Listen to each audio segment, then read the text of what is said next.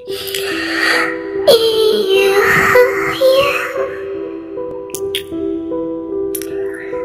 Aku ngantuk. Kepalaku sakit. Tolong. Aku ingin hidup lebih lama. Perkenalkan, namaku Lolichan. Kali ini aku akan menceritakan pengalaman mengerikan yang aku alami. Tanggal 13 Oktober 1988, aku dan rombongan berjumlah 40 orang akan melakukan perjalanan ke Gunung Misterius selama 7 hari lamanya. Gunung itu sama sekali belum pernah dijamah oleh penduduk. Karena itulah kami ingin menikmati keaslian alam di dalamnya. Sekitar kurang lebih 6 jam perjalanan menggunakan bus, sekitar jam 1 siang. Akhirnya kami sampai di kaki gunung.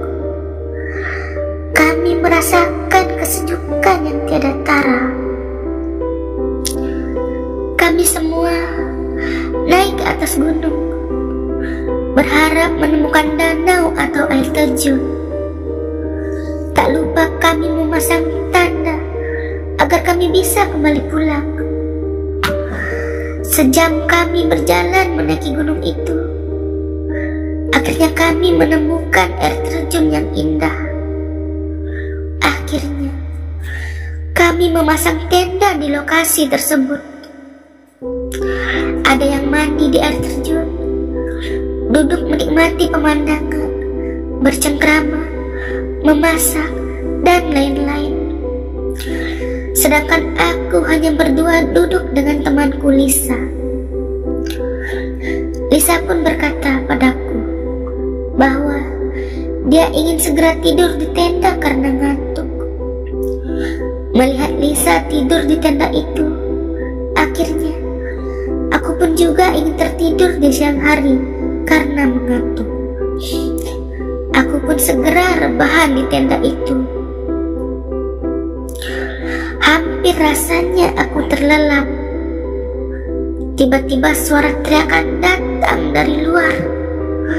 Ternyata 2 orang sepasang kekasih dari rombongan kami meninggal saat tertidur di rumput beralaskan tikar. Saat itu orang-orang pada panik dan ingin segera mengakhiri acara lintas alam ini. Aku pun heran, mengapa bisa terjadi seperti ini. Kami pun mencoba menghubungi ambulan, polisi, bahkan tim penyelamat. Tapi semua sia-sia karena sinyal tak ditemukan di daerah ini. Akhirnya, mau tak mau, kami semua harus bergegas turun pulang bersama-sama menuju bus. Mumpung waktu masih menunjukkan pukul 4 sore. Aku pun ingin membangunkan Lisa, sahabatku di tenda. Ketika aku mencoba membangunkannya, Lisa pun tak bergerak sama sekali.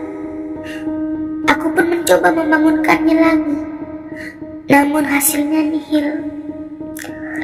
Aku yang merasa gelisah akhirnya teriak dan minta tolong. Sontak saja banyak orang datang ke sini dan bertanya apa yang terjadi. Aku yang cemas dan gelisah berharap tak terjadi apapun terhadap Lisa. Setelah diperiksa, tak ada tanda kehidupan di denyut nadi Lisa. Itu artinya Lisa dinyatakan tewas saat itu juga. Aku yang merasakan sedih karena kami bersahabat begitu lama. Aku pun tak begitu akrab dengan rombongan lainnya karena aku hanya mengenal Lisa. Akhirnya kami semua pun bertanya-tanya dan heran, kenapa terjadi seperti ini. kami pun bersiap-siap untuk pulang dan membawa 3 orang yang meninggal di gunung ini. Sudah serasa 1 jam kami menuruni bukit, tapi kami semua bingung. Kenapa kami tak menemukan tanda-tanda yang kami pasang? Padahal tanda itu tepat berada di jalur kami lalui. Jarak untuk tempuh kami pun hanya 1 jam di sana. Kami pun terpaksa terus menuruni bukit ini. Waktu sudah menunjukkan jam 10 malam. Tapi jalan menuju kaki gunung masih terasa jauh. Akhirnya, mau tak mau, kami pun membuka tenda dan istirahat sejenak di tempat ini. Karena kami tak mau mengambil risiko karena gelapnya jalan ini. Rombongan kami pun mulai tertidur di tenda masing-masing. Tapi aku yang terus memikirkan temanku Lisa tak bisa tidur dengan nyenyak. Aku pun keluar dan mendekati mereka bertiga yang menyalakan api unggun. Untuk mengatasi rasa kesepianku, aku pun mulai berkenalan dengan mereka.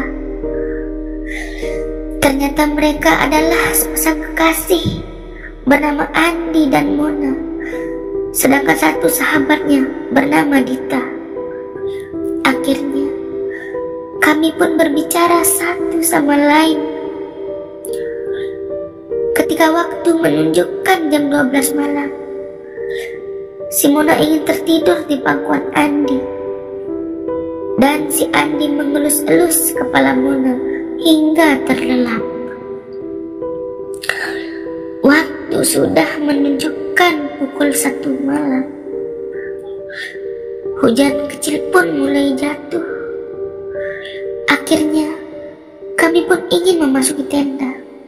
Tapi, Andi pun histeris karena Mona tak terbangun dari tidur. Andi pun berusaha membangunkannya. Kurasakan tubuh Mona menjadi dingin dan bibirnya membiru.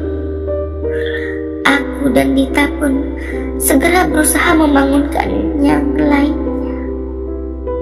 Tapi semua dari mereka tak ada yang bangun. Hujan pun sudah mulai deras. Andi pun menggendong Mona untuk memasuki tenda. Di dalam tenda, Andi pun menangis. Mengapa kekasihnya meninggal tanpa sebab seperti ini? Rasa kantuk kami pun menjadi hilang karena menenangkan Andi yang terus-terusan menangis. Waktu sudah menunjukkan jam 6 pagi. Itu artinya kami bergegas untuk pergi melanjutkan perjalanan. Tapi di luar tenda tak ada satupun orang di luar selain kami bertiga. Kami pun mengecek tenda dan ternyata mereka semua telah meninggal dunia di dalam tidurnya. Kami bertiga pun heran. Setelah berpikir, akhirnya kami mengerti mengapa orang-orang di rombongan kami banyak yang meninggal. Ternyata mereka semua mati karena tertidur. Itu artinya, jika kami tertidur di gunung ini, maka kami semua bisa mati. Kami pun terpaksa meninggalkan 7 orang yang mati di tempat itu demi mencari jalan keluar dari sini. Sudah 3 hari kami tidak tertidur untuk mencari jalan keluar di gunung ini. Sialnya, entah kenapa kami balik lagi ke tempat air terjun di awal kami beristirahat. Padahal kami bertiga menuruni gunung ini. Kulihat Dita tak tahan menahan rasa kantuknya, dan wajahnya menjadi pucat karena kekurangan darah. Sesekali si Andi hampir ketiduran, tapi untungnya kami saling membangunkan satu sama lain. untuk mencegah tidur. Pada hari kelima, Andi yang tiba-tiba diam dan memilih tidur. Tapi aku dan Dita melarangnya.